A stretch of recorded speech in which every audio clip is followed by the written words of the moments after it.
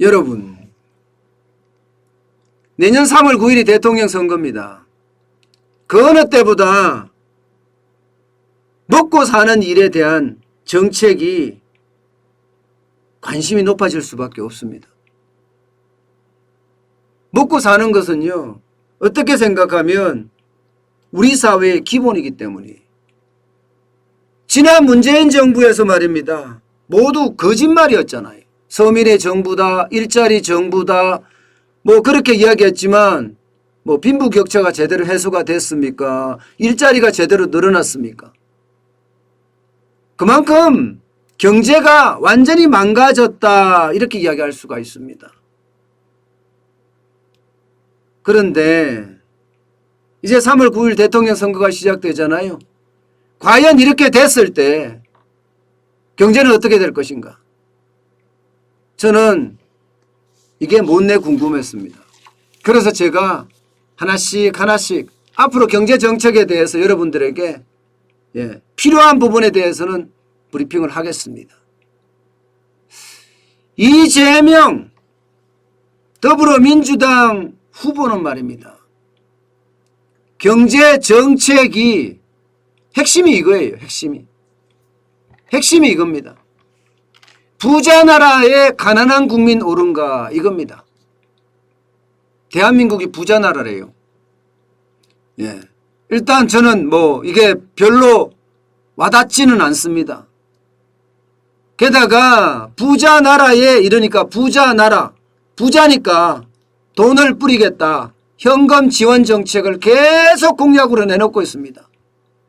기본소득을 주겠다. 기본대출을 해주겠다. 기본주택도 만들어주겠다. 심지어 재난지원금도 1인당 100만 원에 가깝게 지급하겠다. 뭐 난리가 아니에요. 곳간에 쌀을 쌓아두면 뭐하냐? 썩기밖에 더 하겠느냐? 그런데 곳간에 쌀이 쌓여있는지는 잘 모르겠습니다. 실제 쌓여있는지 한번 보죠. 게다가 말은 진짜 번지름합니다. 이재명 후보는요, 공정한 기회를 주겠다는 게 뭐 경제 전체 정책의 뭐 색깔 뭐 이렇게 보입니다. 공정한 기회? 공정? 왜 그게 공정이 왜 나오는지 잘 모르겠어요. 공정이 왜 나오는지. 반면에 윤석열 국민의힘 후보는요, 핵심이 이겁니다. 핵심이 민간 주도 성장 정책을 하겠다. 그러면서 말입니다. 이재명식의 현금 지원 정책을 두고 천조원 국가 부채는 미래 약탈이고 악성 포퓰리즘은 세금 약탈이다. 기본적으로 이런 생각을 하고 있습니다. 기본적으로. 그러니까 핵심이 여기는 민간 주도 성장 정책 이렇게 보입니다. 아직까지 이제 구체적으로 더 나아가 봐야지 알겠지만 전체적으로는요, 한쪽은 정부 주도, 이재명 더불어민주당 후보는 현금 지원, 곳간에 쌓아두면 뭐하냐 하는 개념이고요. 여기는 민간을 어떻게 해서 활성화시켜가자 하는 게 핵심 두 개가 바뀝니다. 공공주도, 민간주도 뭐 이렇게 봐야 될 것 같습니다. 지금까지 나온 말들을 좀 구체적으로 조금 더 정리를 하면요. 여러분, 이재명 더불어민주당 후보는요, 경제정책 방향에 있어서는요, 공정성 회복을 통한 성장 토대 마련이라고 이야기해요. 공정성 회복? 지금까지 공정성이 없었다는 이야기인가요? 실제로 없었죠. 문재인 정부가 이야기했던 기회는 평등하고 과정은 공정하고 결과는 정의롭다고 이야기했는데 그게 안 됐죠. 그러니까 공정성 회복을 위한 성장 토대 마련이라는 이상한 이야기를, 말은 진짜 거창합니다. 재난지원금을 관련해서는 소상공인 매출액을 지원하는 그야말로 국민 1인당 얼마 준다고요? 최대 100만 원까지 30만 원에서 50만 원은 기본이고 주겠다는 거예요. 기본소득에 관련해서는 전환적 공정성장을 위해서 필요한 수단이다. 전환적 공정성장이라는 또 뭔지 모르겠어요. 저는 솔직히. 예, 공정성장이라는 게 뭐죠? 지금까지 공정성장 했나요? 공정이라는데 말을 내뱉은 데가 공정이 있었나요? 모르겠어요. 국가 부채에 대해서는요. 가계 부채 비율만 높은 비정상적인 상황. 왜 그럴까요? 저는 가계 부채 비율이 높은 비정상적인 상황이라는 게 소득주도 성장 정책이 다 망친 거 아니겠습니까? 지금까지 그렇게 이야기했잖아요. 게다가 이재명 더불어민주당 후보는 조세 정책에 있어서 말입니다. 또 세금 폭탄 안기겠다는 거예요. 탄소세 내라. 국토 보유세 내라. 탄소세한테는 기업에다 때리는 거고 국토 보유세는요. 국민에게 때리는 겁니다. 땅을 보유한 사람들은 다 내라 이거예요. 다 내라. 그 돈을 걷어서 기본소득으로 지급하겠다. 이런 얘기입니다. 전 국민에게 아니면 청년에게. 그야말로 세금 폭탄. 지금도 세금 때문에 못 살겠다 이야기하고 있는데 또 세금 폭탄을 때리겠다는 거예요. 또 세금 폭탄을. 세금의 폭탄이 아니라 이건 융단 폭격이 되겠죠. 예. 제가 보기에는요. 저는 기본적으로 자유민주주의와 시장경제가 틀이 돼야 된다고 생각하는 사람이에요. 그래야지만이 우리 경제가 더더욱 발전할 수 있다고 생각해요. 그런데 예, 정부 주도의 어떤 성장 정책이라는 게 여러분 자유민주주의인가요? 저는 자유민주주의라고 느껴지지 않습니다. 여기다가 공공주도의 성장 정책이 시장경제인가요? 정부 주도의 경제잖아요. 사회주의 경제예요. 예, 저는 그렇게 느껴집니다. 지금까지 나온 것을 가지고는요. 반면에 윤석열 후보는 어떤가 볼까요? 기본적으로는 경제정책 방향이 정부 주도, 공공 주도가 아니라 민간 주도예요. 민간 주도로 제2의 도약을 추진하겠다. 이것은 시장경제의 기본입니다. 시장경제의 기본은 자유민주주의 체제하에 시장을 중심으로 민간이 끌고 가야 되거든요. 정부가 시장에 들어와서는 안 된다고 보죠. 기본적으로는 수요와 공급, 수요자와 공급자들이 만나서 가격이 결정되는 시장 구조를 그대로 응용하겠다는 겁니다. 재난지원금은 몇 % 이하 전부 지급식으로 접근하면 안 된다. 뭐 이런 식으로 이야기를 했는데요. 분명한 것은 이재명 경기도지사가 기본소득으로 뿌리겠다. 재난지원금으로 뿌리겠다. 이렇게 이야기하니까 손실보상금을 더 올리겠다.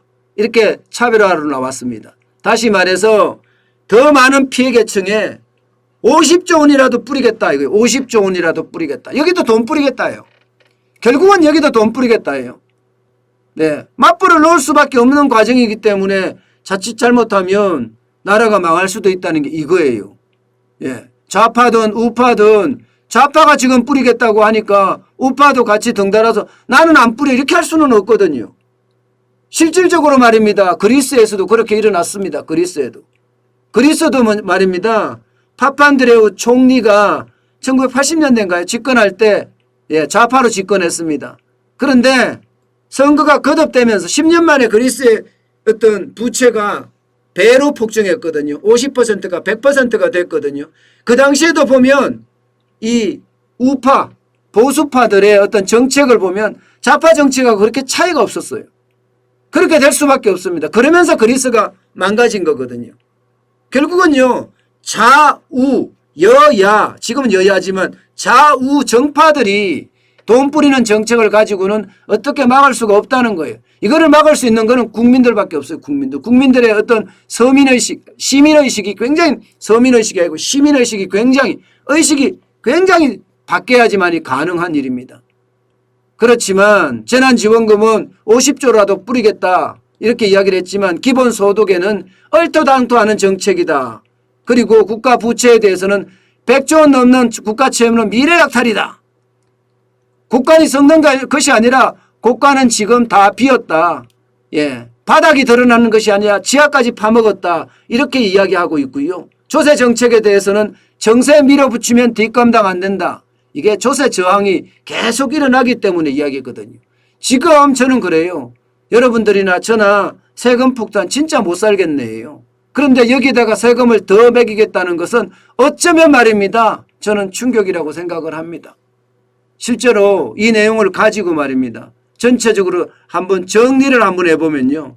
예, 여러분 이재명 경기도지사가 이야기한 것은 예, 이제 경기도지사 이야기하기 그런가요? 더불어민주당이라고 해요. 더불어민주당 후보죠. 후보가 이야기한 것은 지금 현재예요. 문재인 정부 지금 현재 국가 부채 전망을 해보면요. 올해가 956조 3천억까지 늘어나서 국가 부채 비율이 47.3%로 늘어납니다.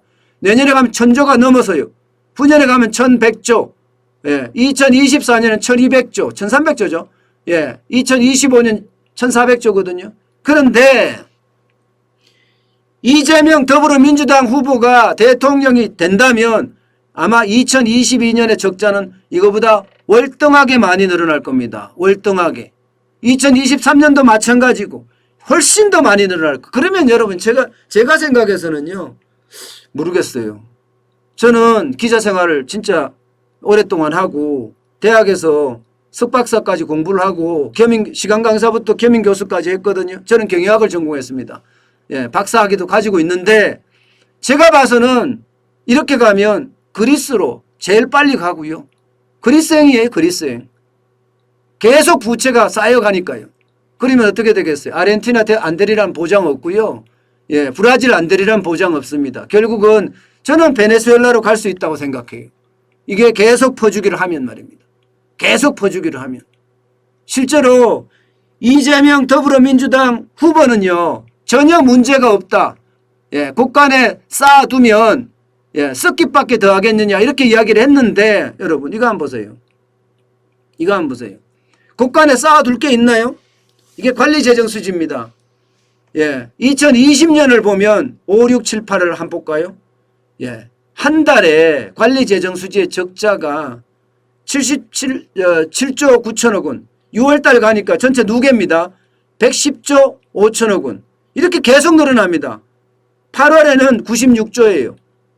2021년도 마찬가지입니다. 예, 5월까지 48조 5천억 원이었던 것이 6월에는 79조 7천억 원까지 늘어났죠. 8월에는 70조 2천억까지 늘어났습니다. 9월은 어떨까요? 10월은 어떨까요? 9월에는요. 여러분도 알다시피 재난지원금 5차 재난지원금 뿌렸습니다. 그러면 국가는 계속 거들나고 있는 거예요. 국간에 뭐가 꽉 차 있죠? 국간에 꽉 차 있다고 이야기하는데 국간에 차 있는 게 뭔지 모르겠어요. 그분은 뭐 이상한 걸 보나요? 예. 제가 수치로 볼 때는 국간에 쌓여 있는 게 아무것도 없거든요. 국간에 쌓여 있는 것이.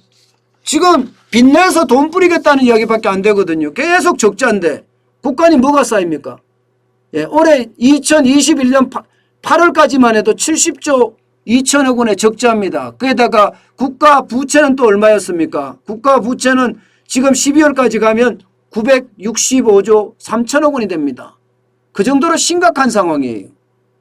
그런데 말이 안 되잖아요. 그러니까 제가 아무리 이해를 하려고 해도 이런 게 이해가 안 되는 거예요.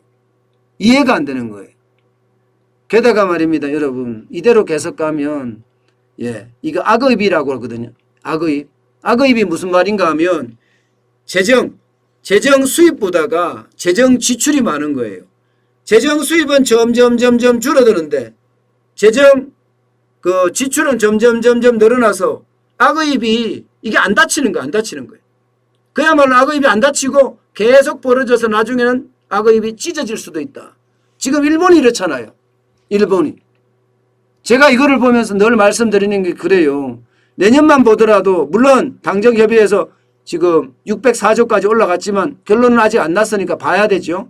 2022년 재정 수입은요. 505조 4천억 원입니다. 그런데 쓸 돈은 604조예요. 604조. 그러면 얼마입니까? 100조가 더 늘어났습니다. 100조가. 내년에 적자가 100조가 더 난다는 거예요. 후년에는 100조보다 더 많이 나겠죠? 점점 더 커질 거니까. 점점 더. 그렇게 되면 여러분 나라 살림은 죄송합니다. 그냥 쓰겠습니다. 개판됩니다. 진짜 나라 살림 개판됩니다. 저는 판단을 어느 누구든 그래요. 예, 재정에 대한 저는 경제에 대한 것만 계속 이야기를 하고 있는데 경제에 대한 것을 더 제가 계속해서 여러분께 말씀을 드리겠습니다. 그 말씀을 드릴 때마다 예, 이게 어느 편이 옳은지 여러분들이 판단해 주시기 바랍니다. 제가 있는 건 있는 그대로 말씀을 드립니다. 있는 그대로. 누구를 비난할 생각도 없고 없는 사실을 일부러 끄집어낼 필요도 없습니다. 제가 그럴 이유가 전혀 없으니까요. 지금까지 봐서는요. 자유민주주의와 시장경제를 존중하는 사람 그런 사람들이 대한민국을 더 발전시키지 않을까요? 저는 그런 생각을 많이 해봅니다. 그 어느 때보다 경제정책은요. 국민이 잘 먹고 살 수 있는 정책이어야 돼요. 그래야지만이 국민들이 쌍수를 들어 환영하고요. 박수를 치면서 기뻐합니다. 그게 우리에게는요. 그 어느 때보다 중요한 것 아닌가 저는 다시 한번 생각해 봅니다.